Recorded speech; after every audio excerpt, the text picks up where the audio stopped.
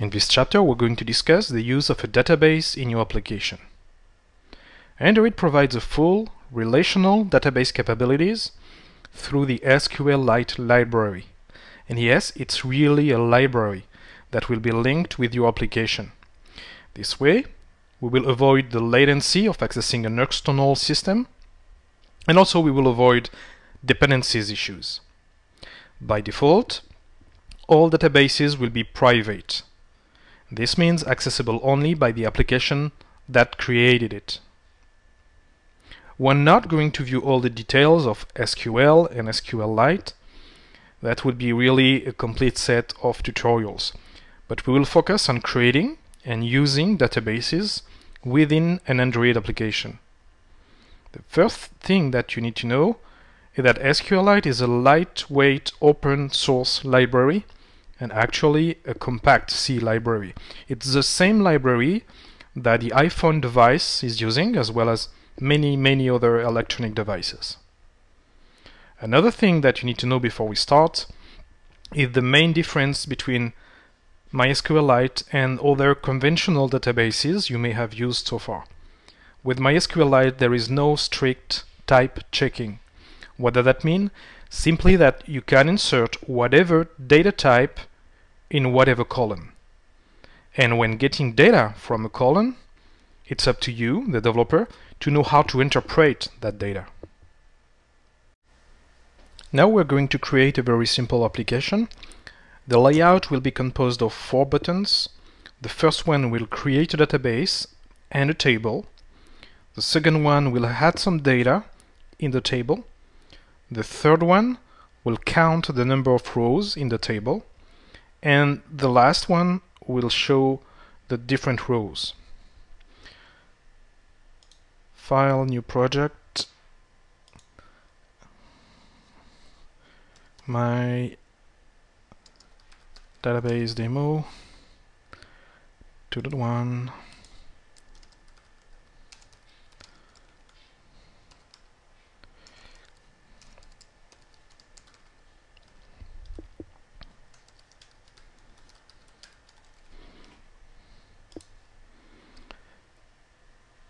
So we'll start creating the layout.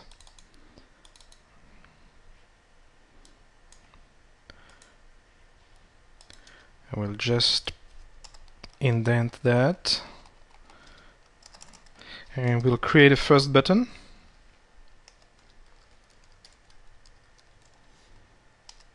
With fill parent.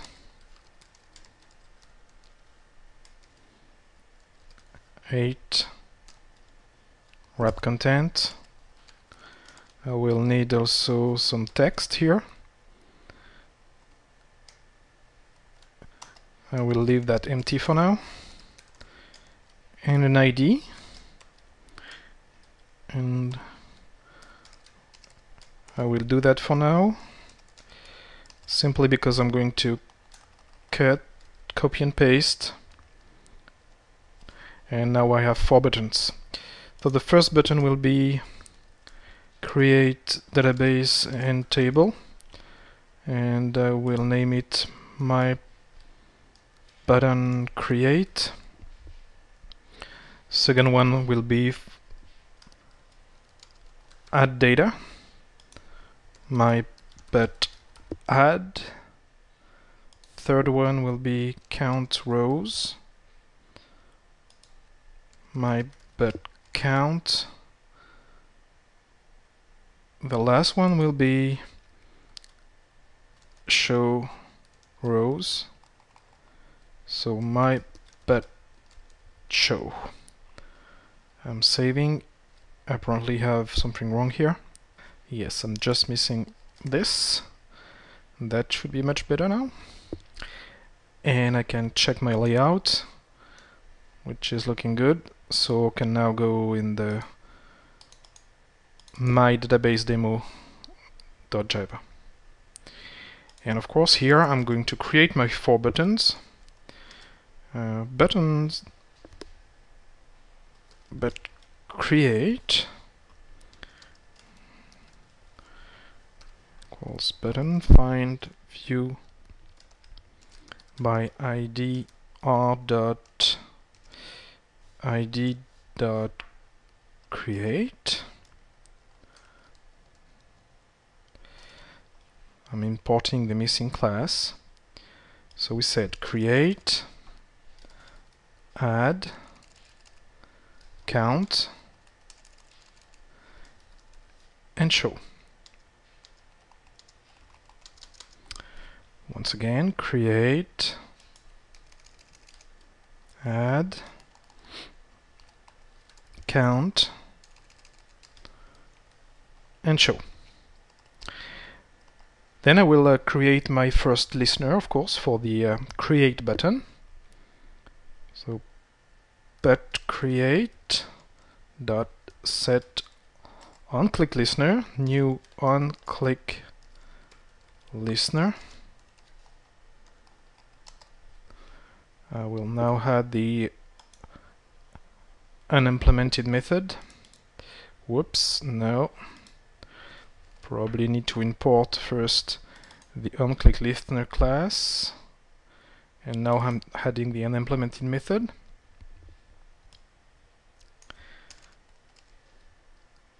And it's time to create some constants that I will use through this code.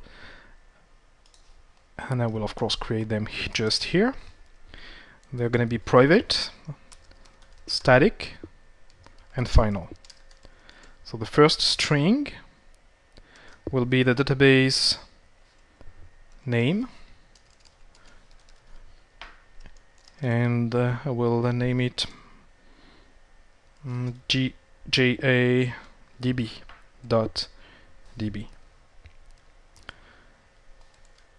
Next, private static final string, and we said that we want one table,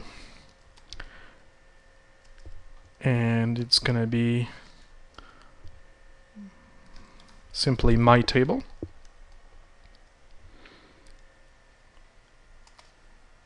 And next I will create a statement that is going to create this table. Private static final string database create. So this is the syntax: create table, and of course here we're going to add database table,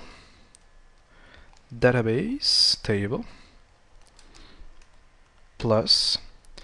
Then we're going to create an ID for that table, which will be a primary key and would be auto-incremented by the system. This is not mandatory, but I highly recommend that you do that. So this first column will be underscore ID. It's going to be an integer. It's going to be a primary key, and as we said, we want the system to auto-increment it. And then we're going to create the first column that we'll name colon1. Its type is going to be text, and we're going to say that it cannot be null.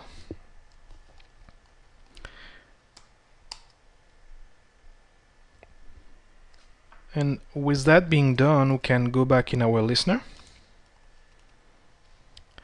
In our listener here, we're going to set up a database, and it's going to be an object of Sqlite database.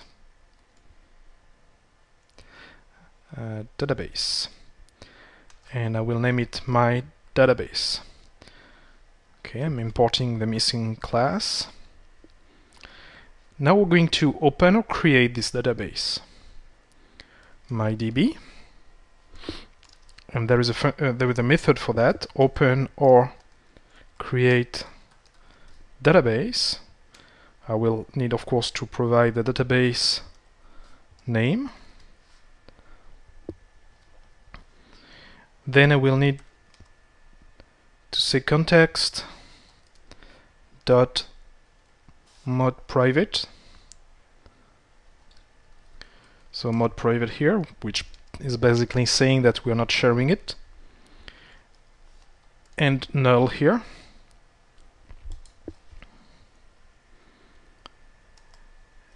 So now we're going to execute the SQL statement that is going to create our table. So mydb dot exec SQL database underscore create. Definitely have an issue with this third A of database. So the database create, that is just here. We don't need the database anymore. The job has been done. So I will close the database. And I will just make a toast message.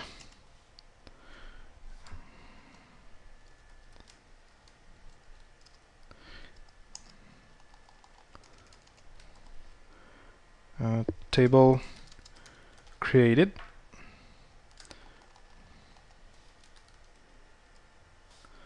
Short dot show, and that's it. So here we have created a database. Here we have created a table. So we can save this application, make sure that there's no problem. Just some warnings because we have created some buttons we're not using yet, and we can start this application. Now let's see what it's doing. If I click on the last three buttons, of course nothing. If I click on the first one, I have a toast message indicating that my table has been created. Now how to verify that? First, maybe I can re-click here. It doesn't make any sense to recreate a table that is already there. So it should, yes, I have an error, and actually it's worse than that. It's crashing my application. Okay, let me go back here, and now we want to double check, and we would like to really see the database. So we have two ways. The first one that I'm going to show you right now, and another one that we'll see later. A database is really actually a file. So if I go in this perspective and I go in my file explorer here, I can go in data again, and I will look for my com.voxisland package name. Here it is, and here I have a databases and a databases directory, and see I have my jadb.db file, which is my database that has been, you can see the date, and yes, it has just been created, and it's at this time 5 kilobyte of size. So that's the first way to really see the database. And so in a few minutes I'm going to show you another way, and we'll also be able to see not only the database but also the tables. And here I'm going to create the listener for the second button. So it's the button that will allow me to add some data, to input some data in this table. So it's but add, and I can just get rid of those two lines. And here I'm going to create a row.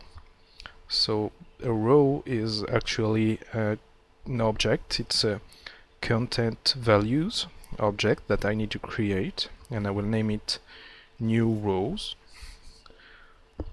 equal new content values, and I'm going to populate this object, and you need to do that column by column. So new row dot put, then a key and a value, in other words a column, here col1, and a value. And for this demonstration we're just going to add some OK in this table. And so now it's time to insert that in the database. So my DB dot insert. I need to provide a table. Okay, of course database underscore table. No null colon hack for now, we don't need that, so we can just leave it as null. And values, and here of course it's gonna be my content values, in other words new row. Okay, so actually I just realized that I deleted this line that I need to keep. Of course I cannot insert a row in a table that I have not opened previously. No more error, no more problems.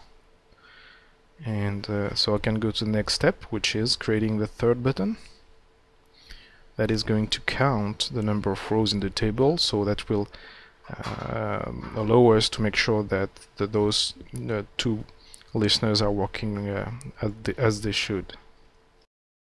And here I need to introduce a new concept. The database is never going to return you technically rows or data. It's going to return you a cursor. A cursor is of course an object, and we're going to use this cursor to fetch the data.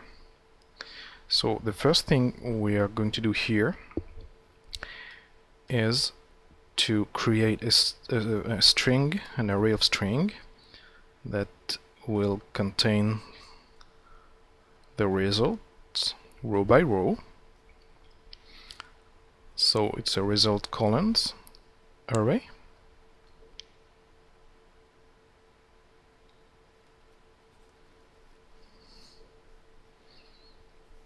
And we mentioned that first column name is _ID and the second column is col1. Perfect. With that being done, we can now do a my database dot query, and here see multiple options.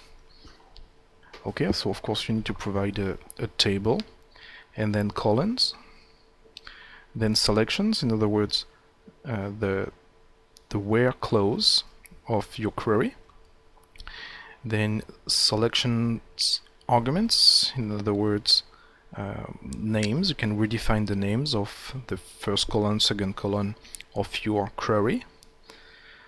Then we can provide a group by, having by, and an order by. Okay, so that's one way to do it, and I will show you another way to do a query, but I do not necessarily recommend it. But if you want to, you can do mydb, and you can directly do dot row query, and then you will really do here your select star from whatever, where, group by, having by, or you can do your update or whatever. But I think it's better to do that this way. It's easier to read and maintain. So here our table will of course be database name, and then the columns. Okay, the columns. So we're going to return the result. We want the results to be returned in result columns that we have created, this array of strings.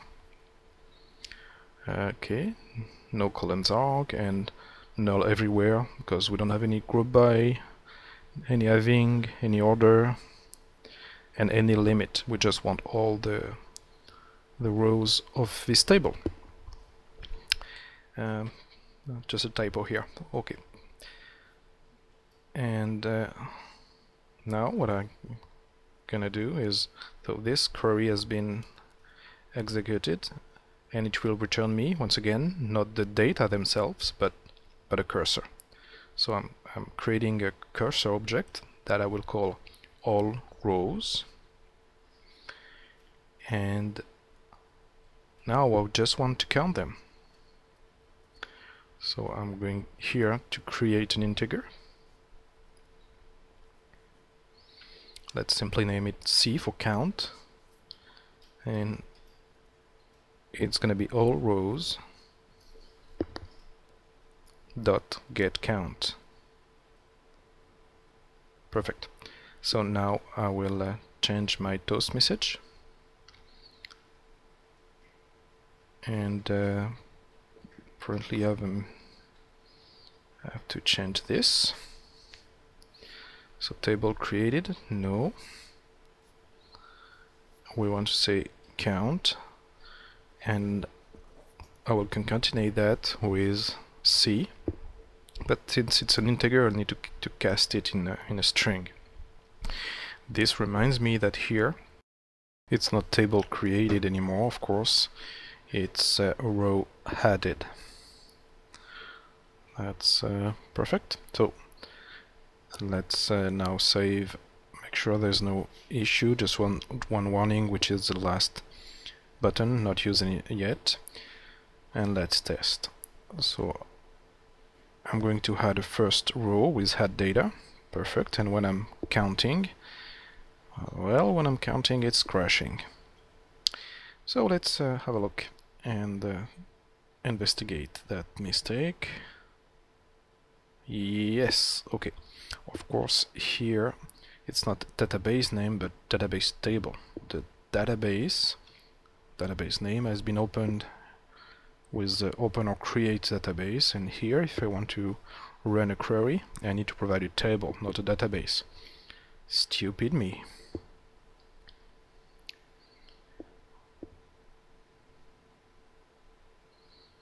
So I'm going to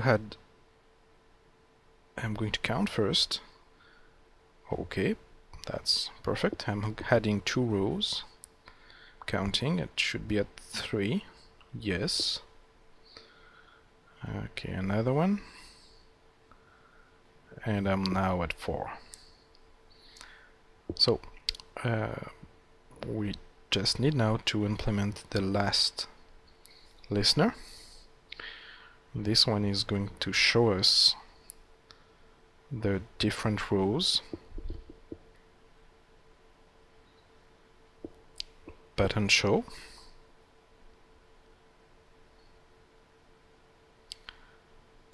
And here I will create a result string, and I will have this header.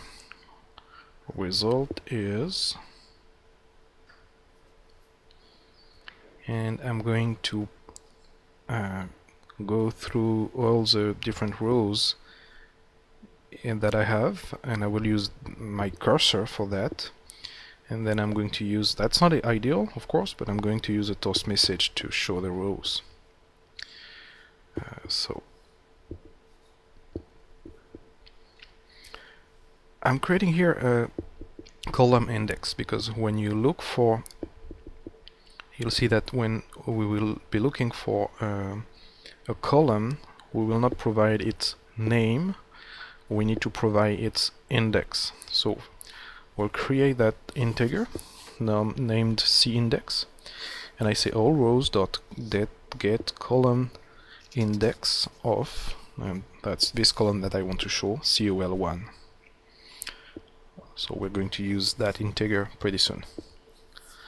Now I have to remember that maybe my table will be empty, and trying to fetch a cursor that is empty would not be a good idea. That's why here I have a if all rows dot, and see for row cursor I have different option. I will do the move to first, which is going to return false if there are no data. So if there's no data, it's not going to do that, this do while that I have here. So do and while, and of course here I need to jump to the next item or to the next row, and I'm going to do all rows dot, and here I have move to next, and I'm going to concatenate the call col1 column of the row in my result res variable. So I'm going to do a all rows dot get string, and that's here that I need to provide a colon index. So I'm going to use my C index here, and I will just add a dash to separate the different rows. And of course here can get rid of that because I will just show the variable I built. And let me make sure I use the same name everywhere. It's created here, res, so yes, of course here it's res. So once again, it's not necessarily ideal to use a toast message for that, but for a demo it's okay. Oh, I still have a warning here, and just because I don't need that C integer anymore, I'm going to remove that. No more warnings.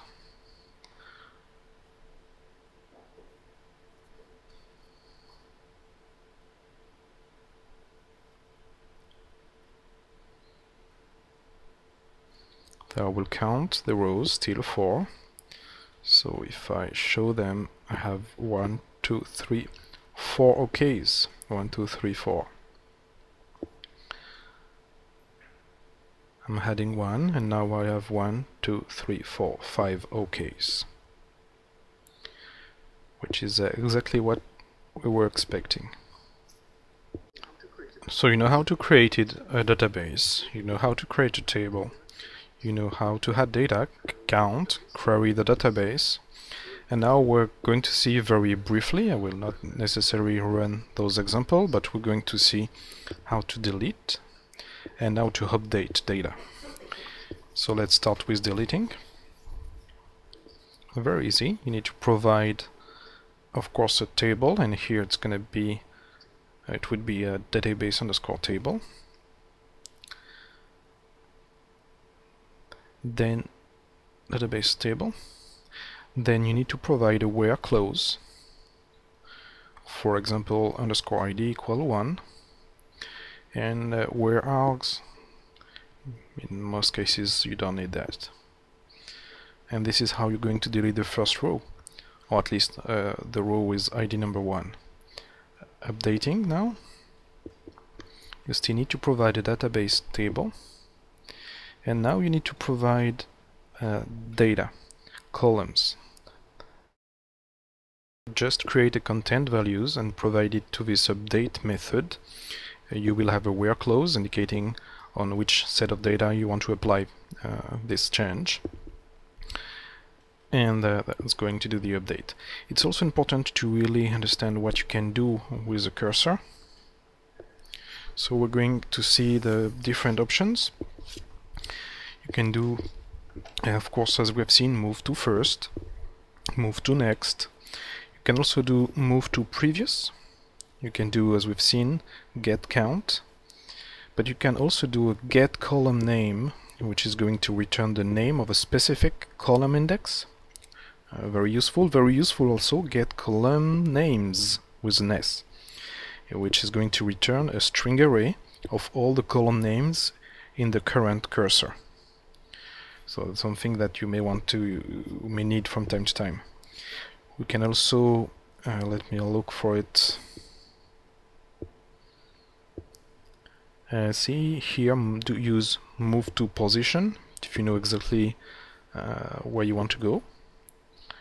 And if you're lost, this can happen. You can always use the dot get position right here. So here I think that would be a good exercise for you to maybe play a little bit with those cursors, maybe create an application, create a database, a table, and add data, delete some, do updates, and use the cursor to navigate through the different rows. I think that's something that will show you the different options that you have when using a cursor. And I remember I told you we're going to have another tool to see the database and the table and also the data themselves. So if you remember, in one of the first lessons we used ADB with ADB devices, and here it's telling me that I have an emulator running, so I can do ADB-E for emulator and run a shell on this emulator. And like I would do with Unix, I can navigate through the file system and go in /data com.voxisland, and here I have a databases directory, and here I see my JADB .db database. So I can run a SQLite client, SQLite 3, and I need to provide the database name. And you can do a lot of things here with this client. You can do .help to have a view on the different options you have. You can do .schema. Schema is showing us that we have two tables, one created by Android itself, and we have, of course, the table that we have created, my table, on which we can, for example, do a select star from my table, and I see the 5 different rows I have in this table. And here we could also do updates, delete. So it's a very convenient way to do some troubleshooting, debugging, to insert fake data in your application to test it. So that's something you might want to use from time to time. Now, what we have seen so far was pretty low level, but you also need to know that there is you can have a higher view. You can build what is called helpers on the top of the low level functions. You can see those helpers as abstract classes that will really wrap up the best practice pattern for creating, opening and upgrading your databases. In other words, it will hide the logic used to decide, for example, if a database needs to be created or upgraded when you want to open it. We will not necessarily in this chapter going in the details of helpers, because with what we have seen so far in this chapter, you have everything you need to learn by yourself and understand how helper works and how to build helpers. You will find a lot of examples on the internet, so you can just Google Android SQLite helpers. If we would do that together, it would really take a lot of time for, I think, quite nothing, because honestly you will see it's something that is pretty easy and very logic. And once again, with what we have seen here, you have everything to understand what a helper is. And here you go, you have an exercise for this chapter. So once again, you can do some Googling, and you will see that a lot of people are sharing their implementation of a SQLite helper. So try to understand what they are doing. And another very good exercise also would be to create a helper by yourself. So open one of those abstract class and do your own implementation. It would not only be a very good exercise, it would also be something you could reuse in the future to help you and facilitate the data access and manipulation in your future applications. Have a lot of fun.